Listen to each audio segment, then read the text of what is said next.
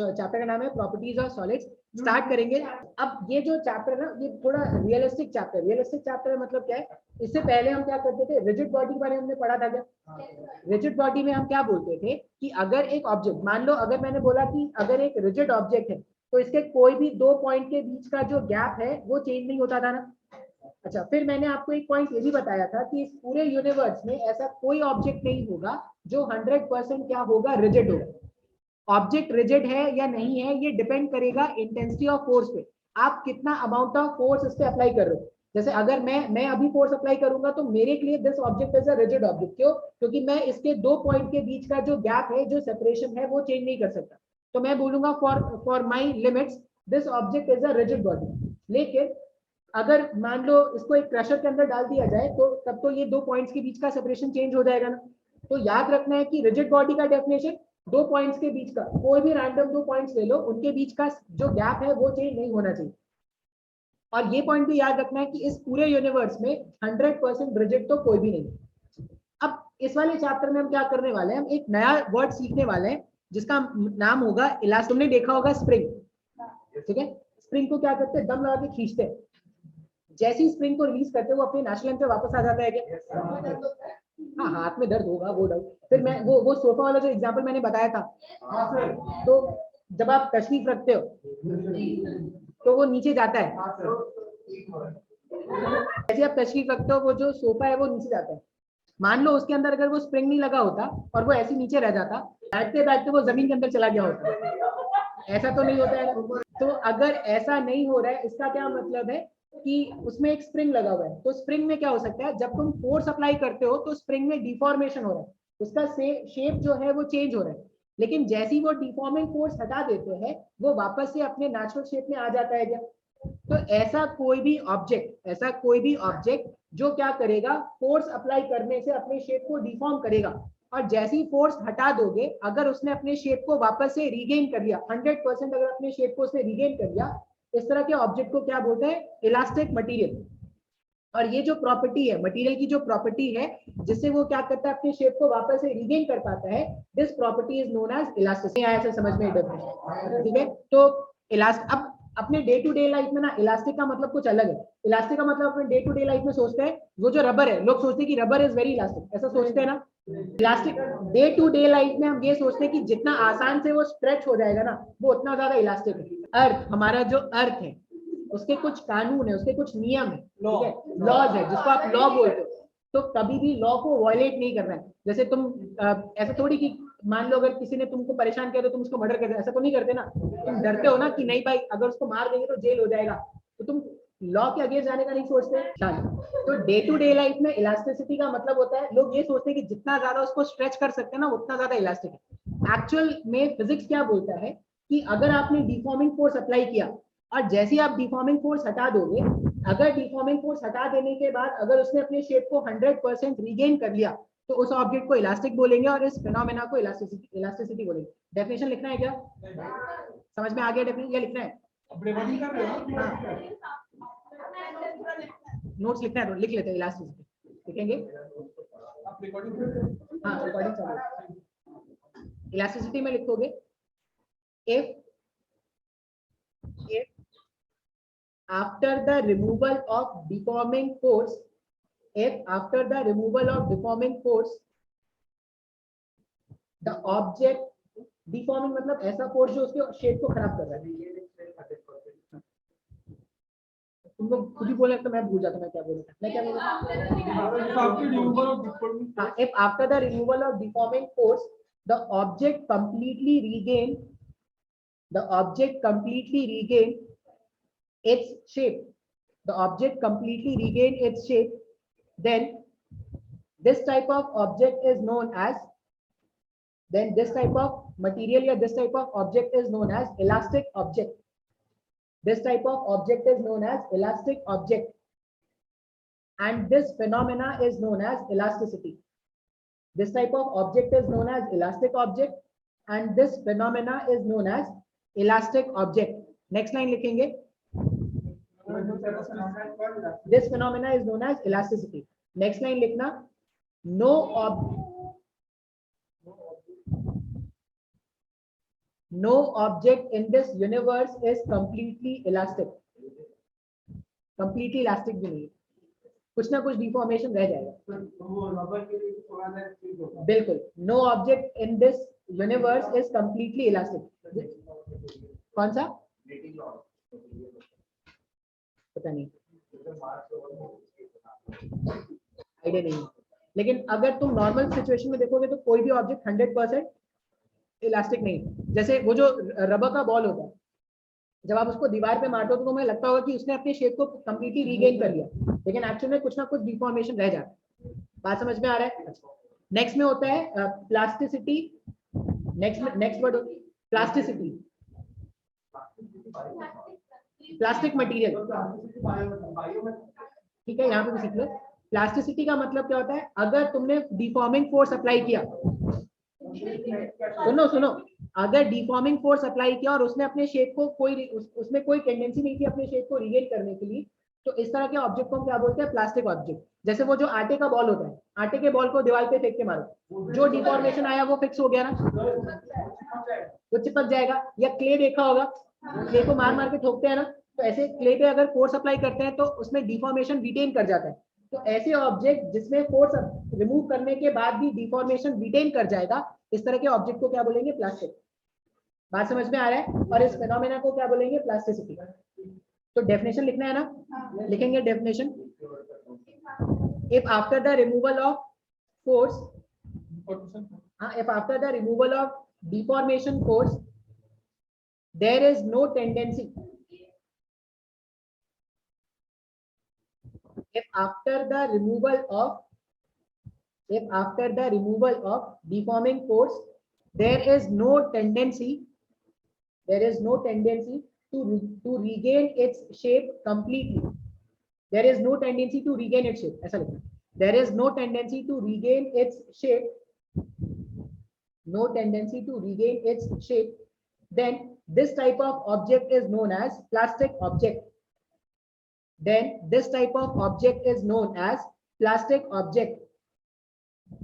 this phenomena is plasticity. This phenomena is plasticity.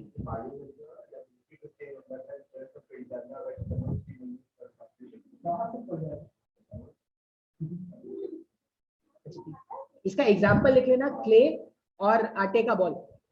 आटे का ball मतलब व्हीट बॉल. हाँ, wheat dough. Yes, wheat dough. अरे तो डो मतलब बड़ा सा भी बॉल होगा. फुटबॉल भी तो बना सकते हैं आटे का फुटबॉल. आटा मेरे घर में वेस्ट नहीं, मेरे घर में अनाज का वेस्ट करना पाप है. अगर हाँ,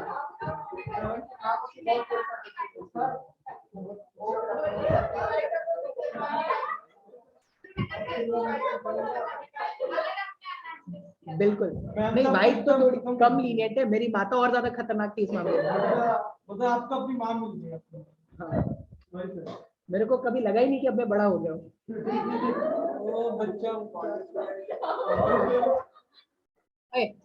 तो इलास्टिसिटी और प्लास्टिसिटी समझ में आया ना. अब रियलिटी में ना 100% इलास्टिक भी नहीं होगा और 100% प्लास्टिक भी नहीं होगा, इनके बीच में होता है. ठीक है. नेक्स्ट वर्ड होता है कॉज ऑफ इलास्टिसिटी. कोई आपसे पूछेगा कि what is the cause of elasticity. हाँ, ये चैप्टर पूरा थ्योरी. नहीं, अरे बहुत ही. कॉज ऑफ इलास्टिसिटी क्या है ना, मान लो अगर आप मॉलिक्यूलर, हाँ, सिर्फ न्यूमेरिकल्स कैसे, ये सब आएगा ना लिखने के लिए. अरे तो अपने अंडरस्टैंडिंग से लिख देना ना कुछ भी.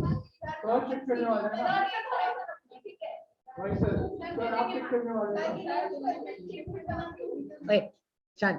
अब अगर आप मॉलिक्यूलर लेवल में देखोगे तो मॉलिक्यूलर लेवल में क्या होता है, वो जो सॉलिड के मॉलिक्यूल्स होते हैं, कहने के लिए क्या होते हैं, वो एकदम पास रहते हैं ना, लेकिन उनके बीच में भी थोड़ा स्पेस होता है, कैविटीज होती है, उनपे भी वो डिफेक्ट्स होते हैं. पैकिंग डिफेक्ट बोलते हैं, वो क्लास 12 में पढ़ोगे. अभी पढ़ लिया है क्या? वो सॉलिड स्टेट पढ़ा है क्या अभी? हाँ, तो उसमें भी क्या होगा ना, इसमें इंटरमॉलिक्यूलर स्पेसेस होते हैं, ऐसा नहीं कि नहीं होते। तो यहाँ पर क्या होता है, ये जो मॉलिक्यूल्स है, अगर आप मॉलिकुलर लेवल पर देखोगे तो मॉलिक्यूल्स क्या है ना, ऐसे अरेंज होते हैं, थोड़े बहुत इनके बीच में स्पेसिंग होते हैं। अब अगर आप इन पे फोर्स अप्लाई करना स्टार्ट करोगे, मान लो मैंने फोर्स अप्लाई करना स्टार्ट किया, अगर मैं एक साइड से फोर्स अप्लाई करूंगा तो ये कभी डिफॉर्म कर सकता है क्या? नहीं। फोर्स अप्लाई करने के लिए तुमको दोनों साइड से डिफॉर्म करने के लिए तुमको फोर्स दोनों साइड से अप्लाई करना पड़ेगा। अगर किसी, मान लो इसमें तुमने फोर्स एक साइड से अप्लाई किया तो ये तो एक्सेलरेट करके भागना स्टार्ट कर देगा ना। तो अगर तुम चाहते हो तो ये डिफॉर्म करे तो फोर्स इधर से भी अप्लाई करना पड़ेगा और इधर से भी अप्लाई करना पड़ेगा।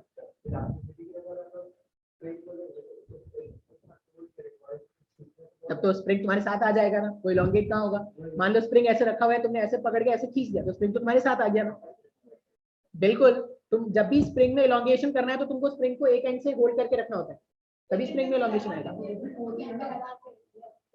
तभी होल्ड तो किया ना, मतलब फिक्स तो किया ना आपने, इसको फिक्स करके रखना पड़ेगा। हाँ, अरे तो थोड़ा कम फोर्स लगाओ ना, इतना ही फोर्स लगाओ जितना मैं सीख जाऊँ। अच्छा ओए शान, अब जब तुम फोर्स यहाँ पर अप्लाई करोगे ना तो एक्चुअल में क्या होता है, ऐसा एक ग्राफ, अरे कितना बात करते हैं, मतलब कुछ बताना चाहो ना तो कहानी नहीं खत्म होती। मैं सोचता हूँ कि अब बात करना खत्म करेंगे तो अब मैं बताऊंगा, तो नहीं सर मेरी कहानी अभी बहुत। ऐसा कोई ग्राफ देखा है कि केमिस्ट्री में?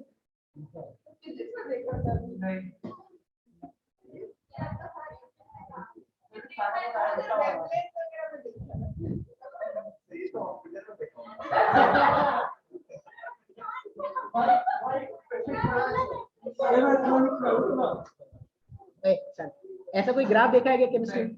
नहीं देखा, कोई बात नहीं। तो यहाँ पर क्या है ना, ये इंटरमॉलिकुलर स्पेस है और ये पोटेंशियल एनर्जी, इंटरमॉलिकुलर स्पेस और पोटेंशियल एनर्जी के बीच का ये ग्राफ होता है। तो अगर आप देखोगे तो ये एनर्जी जो है वो मिनिमम है, ये एनर्जी जब मिनिमम होता है ना तो उसको बोलते हैं equilibrium.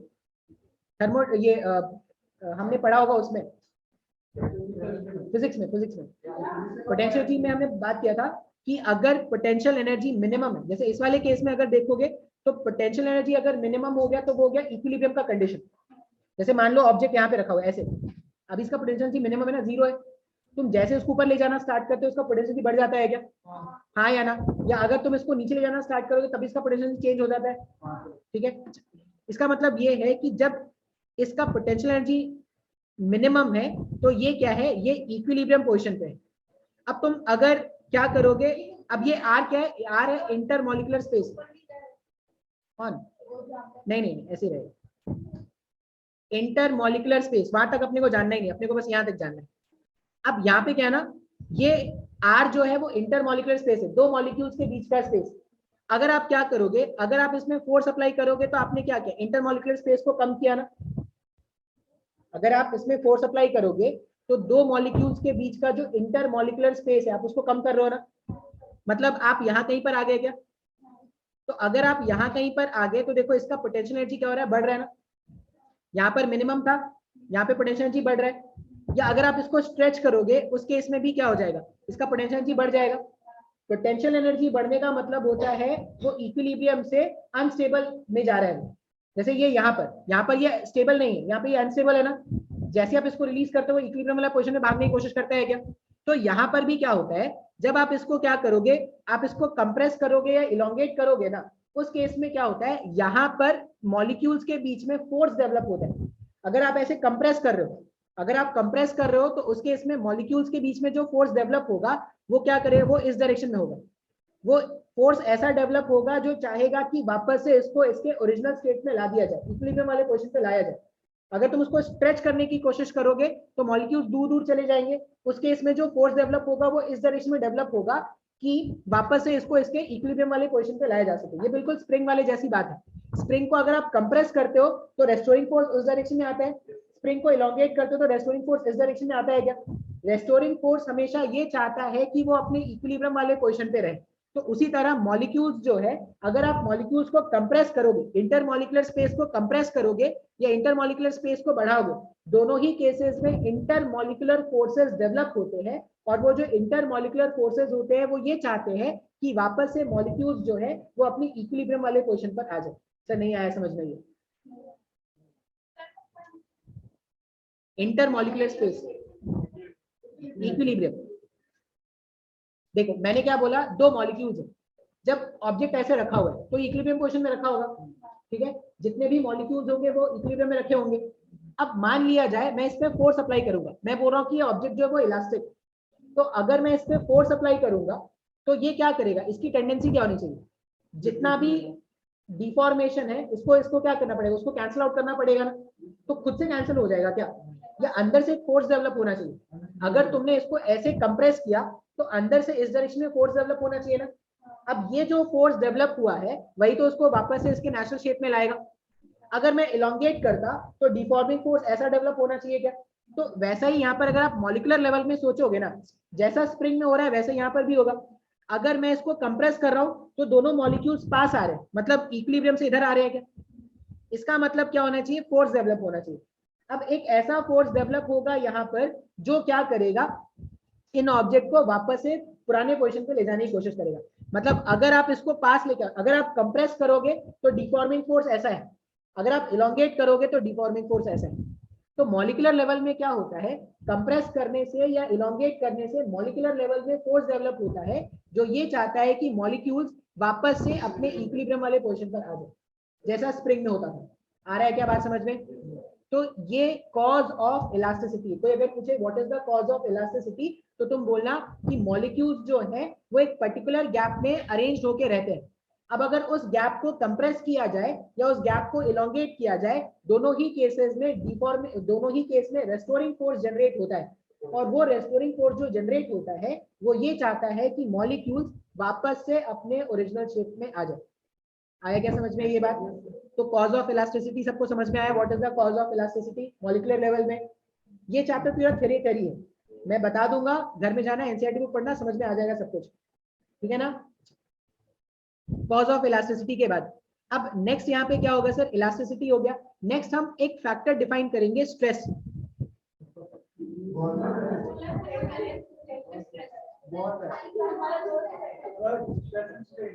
Stress and strain, sir 11 से ही स्ट्रेस आ गया है बहुत।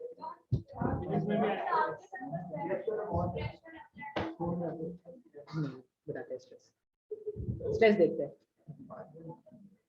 हाँ मेरे को पता है तुम्हारी लाइफ में बहुत स्ट्रेस। हाँ दानिश का बहुत ज्यादा है,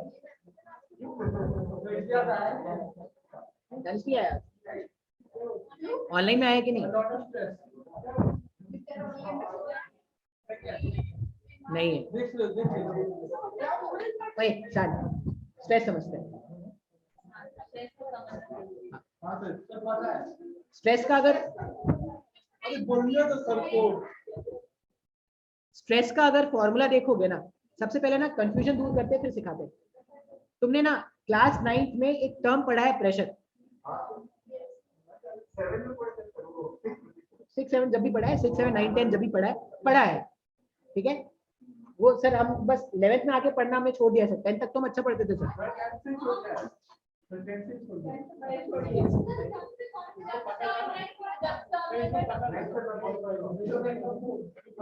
तो प्रेशर कैसे डिफाइन करते हैं, pressure is defined as force per unit area. Pressure को ऐसे डिफाइन करते हैं, फोर्स पर यूनिट एरिया। अब तुम देखोगे ना तो स्ट्रेस जो है ना उसको भी ऐसा ही डिफाइन करेंगे, फोर्स पर यूनिट एरिया, लेकिन दोनों अलग अलग बात है। कैसे, वो वही तो समझाना है।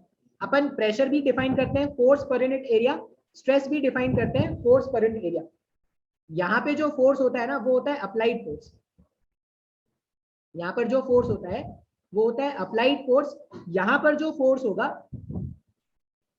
वो होता है रेस्टोरिंग फोर्स। अब दोनों में क्या डिफरेंस है वो समझते हैं, देखते हैं। अब मान तो मेरे को प्रेशर डिफाइन करना है, ये फ्लूइड जब हम आगे पढ़ेंगे तो उसमें प्रेशर भी अपने को डिफाइन करना है।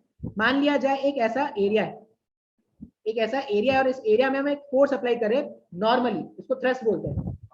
हमने पढ़ा होगा थ्रस्ट अपॉन एरिया को प्रेशर डिफाइन करते थे, पढ़ा था ना। तो हम क्या करें, एक फोर्स अप्लाई करें नॉर्मल, मतलब अगर ये एरिया है ना तो नॉर्मली हमने क्या कर दिया, एक फोर्स यहाँ पे अप्लाई किया।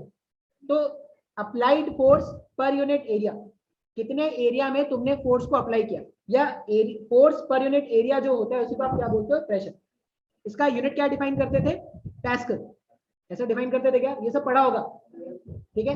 अब स्ट्रेस और प्रेशर कैसे डिफरेंस है, तो उसके लिए एक एग्जांपल देखते हैं। स्ट्रेस कैसे आएगा, नहीं, मान लिया जाए कि एक रॉड है, मान लिया जाए एक रॉड है और इस रॉड को हमने क्या कर दिया है, सीलिंग के साथ फिक्स कर दिया है। हाँ भाई,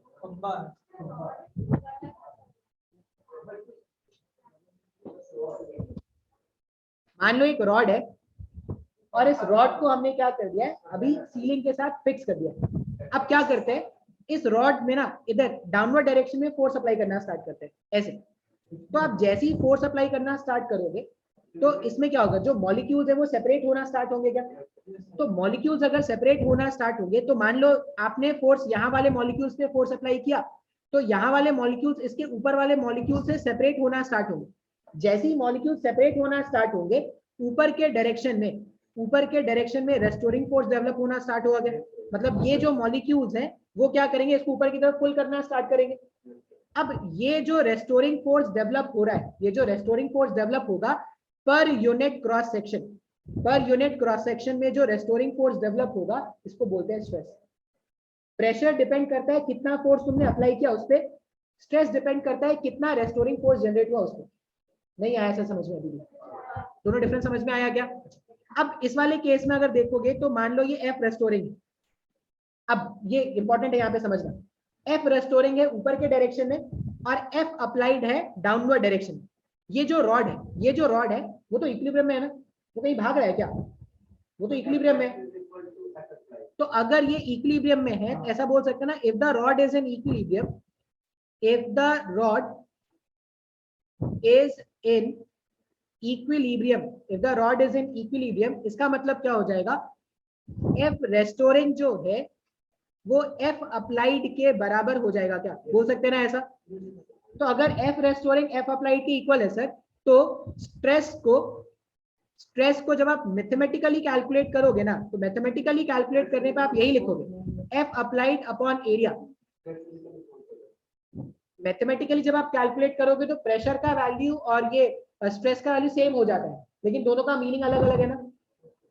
नहीं आया ऐसा समझ में, ये दोनों का डिफरेंस समझ में आ रहा है। स्ट्रेस क्या है, प्रेशर क्या है, डिफरेंस समझ में आया। Stress is restoring force per unit area. 99% time हमारे सिलेबस में ये रेस्टोरिंग फोर्स और अप्लाइड फोर्स सेम हो जाता है, इसलिए हम क्या करेंगे, स्ट्रेस को एफ अप्लाइड अपॉन एरिया लिख देंगे। मैं कोई न्यूमेरिकल सॉल्व कराऊंगा, इससे नहीं होगा वो अलग कैसे होगा वो ही बता दूंगा। तो ये स्ट्रेस समझ में आया ना सबको। अच्छा, स्ट्रेस का यूनिट क्या लिखेंगे, पास्कल, न्यूटन पर मीटर स्क्वायर, इसका भी यूनिट क्या होगा, पास्कल ही होगा ना। अब ये जो स्ट्रेस है ना, स्ट्रेस को हम क्या करते हैं, दो तरह से डिफाइन करते हैं। स्ट्रेस को हम क्या करेंगे, दो तरह से डिफाइन करेंगे। पहला होता है नॉर्मल स्ट्रेस। देखो ये पूरा थ्योरी है, कुछ भी ऐसा लगे जो नहीं समझ में आया पूछना। एक होगा नॉर्मल स्ट्रेस और दूसरा हम डिफाइन करेंगे टैंजेंशियल स्ट्रेस। टैंजेंशियल या इसको शियरिंग भी बोलते हैं, शियरिंग चार प्रकार का नहीं चाहिए। नॉर्मल स्ट्रेस, टेंजेंशियल स्ट्रेस, ठीक है। अब ये स्ट्रेस को हमने दो तरह से डिफाइन किया। अब नॉर्मल स्ट्रेस क्या है, टेंजेंशियल स्ट्रेस क्या है, वो देखते हैं। थोड़ा जल्दी बात भी करोगे, लिखोगे भी तो कैसे होगा, मैं कैसे पढ़ाऊंगा। चलिए आगे बढ़े।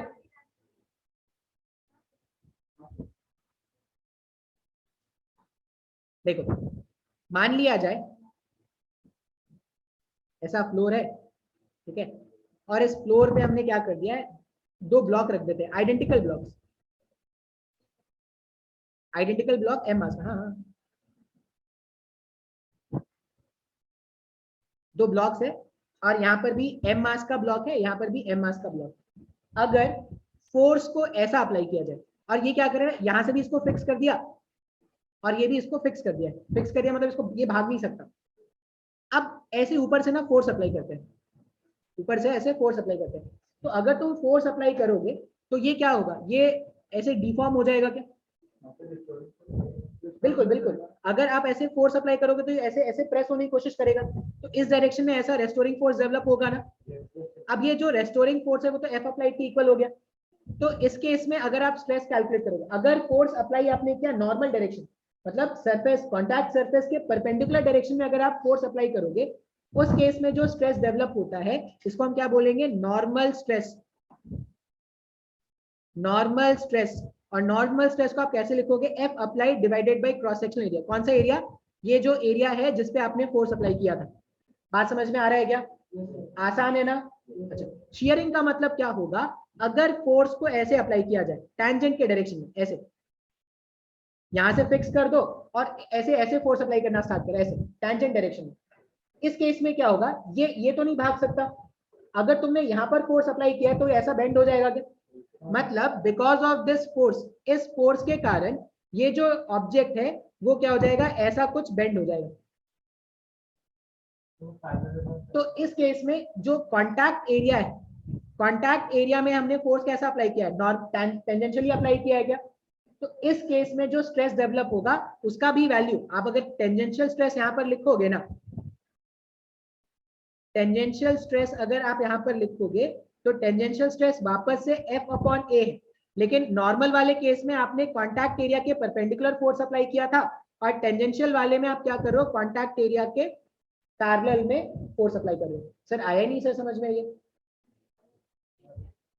डिफरेंस ऐसा है ना, एक में फोर्स आपने ऐसे अप्लाई किया ना, और एक में फोर्स आप ऐसा अप्लाई कर रहे हो ना। तो ऐसे फोर्स अप्लाई करने से क्या, कभी कभी आपने देखा होगा कि मान लो इसका जो ग्लू होता, जैसे ये चिपका होता है ना, तो अगर इसका ग्लू अच्छा नहीं है तो फोर्स अगर ऐसे अप्लाई करते तो ऐसे स्लाइड कर जाता है इसका जो विंडस्क्रीन, जो भी इसका स्क्रीन होता है। और एक होगा कि मैंने ऐसे फोर्स अप्लाई किया नॉर्मल, इस कॉन्टैक्ट एरिया के नॉर्मल। तो इस केस में दो मैग्नीट्यूड वाइज सोचोगे तो दोनों एक आ रहे हैं, लेकिन कंसेप्ट वाइज दोनों अलग है ना। एक में फोर्स ऐसे अप्लाई कर रहे हैं, एक में फोर्स ऐसे अप्लाई कर रहे हैं। बात समझ में आ रहा है, तो दोनों टाइप का स्ट्रेस समझ में आया क्या, आसान है ना। मुझे नहीं लगता ये चैप्टर ज्यादा मुश्किल करेगा किसी को। हाँ थोड़ा बोरिंग है ये बोल सकते हैं, ठीक है। पढ़ाई बोरिंग है, एक चैप्टर बोरिंग हो गया तो क्या होगा, पढ़ाई बोरिंग।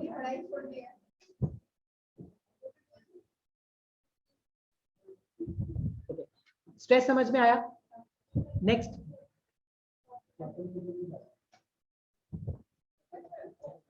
जल्दी, इतना स्केल पेंसिल लगा के लिख दो ना, इसलिए लेट हो जाता है। किसी के हाथ में अगर मैंने वो स्केच पेन मैंने तुम यूज कर सकते हो, रूलर वूलर अगर कोई लेके आए ना, रूलर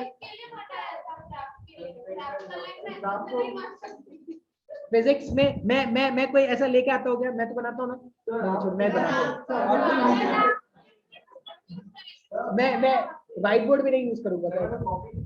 हाँ अलग लेवल के स्टूडेंट हैं।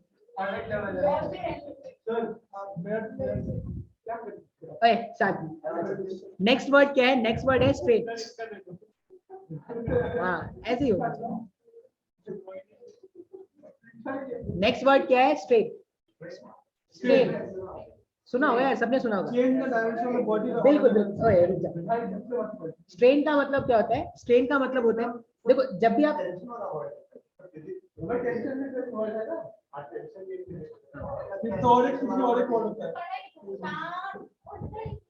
देखो जब आप फोर्स अप्लाई कर रहे हो, इसमें फोर्स अप्लाई किया तो इसमें डिफॉर्मेशन हुआ ना, इसमें फोर्स अप्लाई किया तो इसमें भी डिफॉर्मेशन हुआ। तो स्ट्रेन का मतलब हो गया on application of stress, object क्या कर रहा है, अपने शेप को चेंज कर रहा है। लेंथ में डिफॉर्मेशन हो सकता है, एरिया में डिफॉर्मेशन हो सकता है, वॉल्यूम में डिफॉर्मेशन हो सकता है, ऐसा हो सकता है ना। तो हम क्या बोलते हैं, change in dimension divided by original dimension. इसको हमने एक नया नाम दे दिया है स्ट्रेन। मतलब स्ट्रेन को हम कैसे डिफाइन करते हैं सर, तो स्ट्रेन का डेफिनेशन होता है change in dimension, change in dimension divided by original dimension, original dimension, change in dimension divided by original dimension। जैसे ना अगर तुमने यूनिट एंड मेजरमेंट वाला वो जो डायमेंशन वाला चैप्टर था, उसके अगर तुमने क्वेश्चन सॉल्व किए होंगे ना, तो एक क्वेश्चन आया होगा कि ऐसा कोई क्वांटिटी हो सकता है क्या जिसके पास ऐसा यूनिट है लेकिन कोई डायमेंशन नहीं, ऐसा यूनिट है लेकिन कोई डायमेंशन नहीं। एंगल, रेडियन,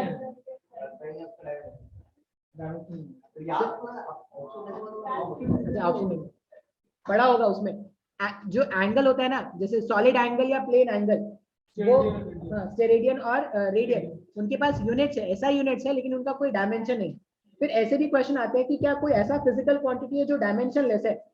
स्ट्रेन तो रेशियो हो गया ना, change in dimension divided by original dimension, तो ये क्या हो जाएगा, डायमेंशन लेस हो जाएगा। तो इस तरह के क्वेश्चन अपने को याद रखने पड़ेंगे, ठीक है। अब स्ट्रेन को कैसे डिफाइन करते हैं, तो बेसिकली तीन तरह से स्ट्रेन को डिफाइन करते हैं। पहला होता है लॉन्गिट्यूडनल स्ट्रेन, पहला होगा लॉन्गिट्यूडनल स्ट्रेन। लॉन्गिट्यूडनल स्ट्रेन का मतलब हो गया change in length divided by original length.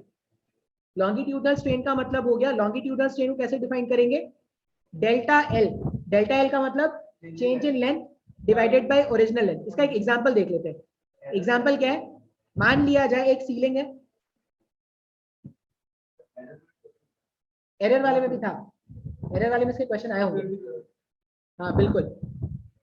एक ऐसा लेंथ है और इसमें क्या करते हैं ना, एक रॉड ऐसा बांध देते हैं,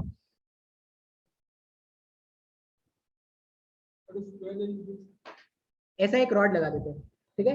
अब रॉड है, मतलब मैं ये मान रहा हूँ कि इसका जो विड्थ है वो नेग्लिजिबल है।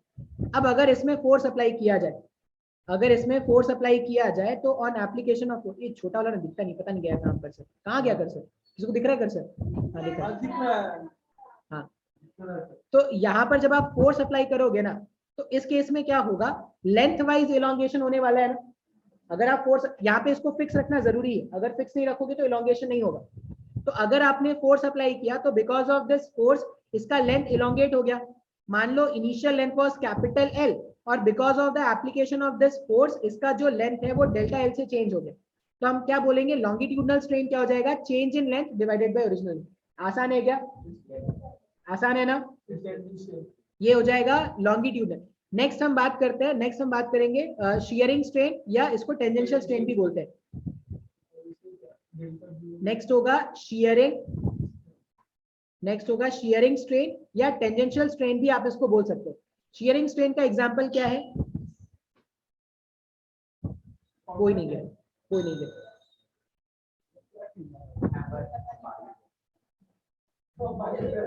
दूसरा न्यूटन तैयार हो रहा है, इस बार एप्पल नहीं, इस बार वो लोहे का हथौड़ा गिर रहा है।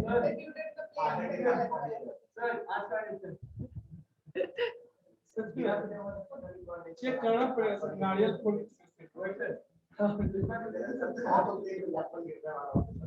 शायद, तो हाँ तुम लोग क्यों गिर, कौन अपने में से तो कोई नहीं गिर रहा ना, कोई ऐसा नहीं कि फिर सर फिजिक्स का लेक्चर इतना बोरिंग था कि कूद गए कुछ लोग, खिड़की तोड़ दिया। तब ठीक है, तब हाँ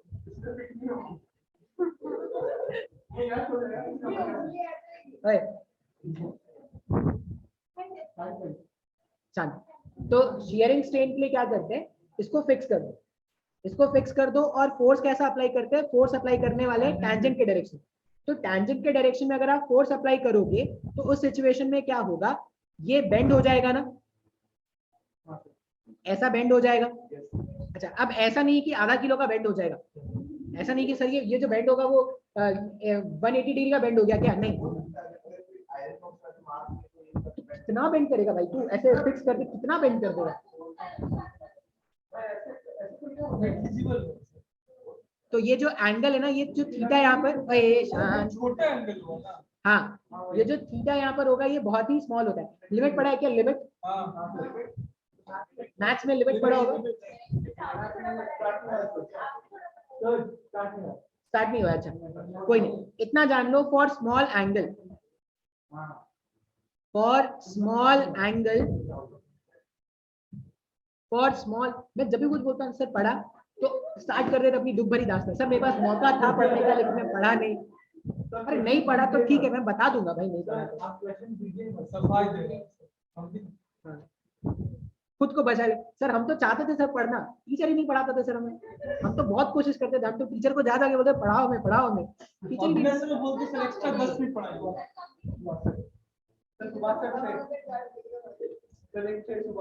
Subhash sir, sorry for small angle, ओ ये रुक जा, स्मॉल एंगल के लिए क्या होता है, थीटा जो होता है ना वो tan थीटा के बराबर होता है।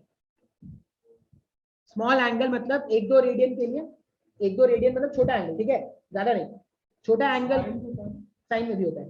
स्मॉल एंगल के लिए थीटा और tan थीटा अप्रोक्सीमेटली सेम हो जाता है। अब अगर मान लो फोर्स ऐसे अप्लाई किया गया, तो यहाँ पर देखो चेंज इन डायमेंशन कितना हुआ, ये इतने अमाउंट से डायमेंशन चेंज किया गया, हाँ या ना। और मान लो ये जो लेंथ है इसका, ये वाला लेंथ था L। इस केस में अगर आपसे कोई पूछेगा कि शियरिंग स्ट्रेन का वैल्यू बताओ, तो शियरिंग स्ट्रेन को कैसे लिखते हैं, शियरिंग स्ट्रेन होता है ये एंगल, शियरिंग स्ट्रेन होता है एंगल, कितने एंगल से वो बेंड हुआ ना, उस एंगल को हम बोलते हैं शियरिंग स्ट्रेन। तो शियरिंग स्ट्रेन थीटा जो है, थीटा क्या हो जाएगा, थीटा हो जाएगा, अब थीटा तो tan थीटा के बराबर है ना, तो tan थीटा अगर इस वाले ट्रायंगल में लिखा जाए तो x अपॉन एल लिख सकते हैं ना, तो ये हो जाएगा x अपॉन एल। इस तरह से शियरिंग स्ट्रेन को डिफाइन करते हैं। आया क्या समझ में ये शियरिंग स्ट्रेन, आसान है ना। अच्छा, लास्ट में जो सबसे ज्यादा इंपॉर्टेंट होगा वो होता है वॉल्यूमेट्रिक स्ट्रेन, वॉल्यूमेट्रिक स्ट्रेन। अब वॉल्यूमेट्रिक स्ट्रेन देखो, इस तरह का जो स्ट्रेन है ना ये जनरली सॉलिड्स में मिलता है, लॉन्गिट्यूडनल स्ट्रेन और शियरिंग स्ट्रेन जनरली सॉलिड्स में मिलेगा, ये नोट वाली बात है, इसको लिख देंगे, ये सॉलिड में मिलता है जनरली, ये भी सॉलिड में मिलता है जनरली। वॉल्यूमेट्रिक स्ट्रेन जो है वो जनरली क्या मिलेगा, वो आपको लिक्विड या फ्लूइड में मिलता है। कंप्रेसिबिलिटी एक फैक्टर होगा जो हम आगे जाके देखेंगे। अब वॉल्यूमेट्रिक स्ट्रेन का क्या मतलब है, मान लेते हैं कि एक लिक्विड का सरफेस है, ऐसे पानी था, और पानी के अंदर हमने क्या कर दिया, एक ऑब्जेक्ट है उसको मैंने ऐसे डाल के रख दिया। अब ये हर जगह से प्रेशर एक्सपीरियंस करेगा क्या, ऐसे, तो बिकॉज ऑफ दिस प्रेशर, इस प्रेशर के कारण ये इवनली हर जगह से प्रेशर एक्सपीरियंस करेगा, प्रेशर के कारण इसका जो वॉल्यूम है वो डिफॉर्म हो जाएगा ना, हाँ या ना, पहले कुछ और वॉल्यूम था बाद में कुछ और वॉल्यूम हो जाएगा। तो वॉल्यूमेट्रिक स्ट्रेन हम क्या लिखते हैं, वॉल्यूमेट्रिक स्ट्रेन होता है delta V divided by V, original volume divided by, sorry change in volume divided by original volume करोगे तो वो वॉल्यूमेट्रिक स्ट्रेन हो जाएगा। कोई भी तरह का स्ट्रेन हो उसका ऐसा यूनिट क्या है, कुछ नहीं। समझ में आया क्या। अब आज का जो लेक्चर कुछ भी बहुत ज्यादा तूफानी नहीं था, आज का लेक्चर बस डेफिनेशंस है, तो कल वाले लेक्चर से आने से पहले ना ये सारे डेफिनेशन मैं पढ़ के रखेंगे, ठीक है ना। चलो कल न्यूमेरिकल भी सॉल्व कराऊंगा तो इतना बोरिंग नहीं रहेगा। Thank you sir. Thank you.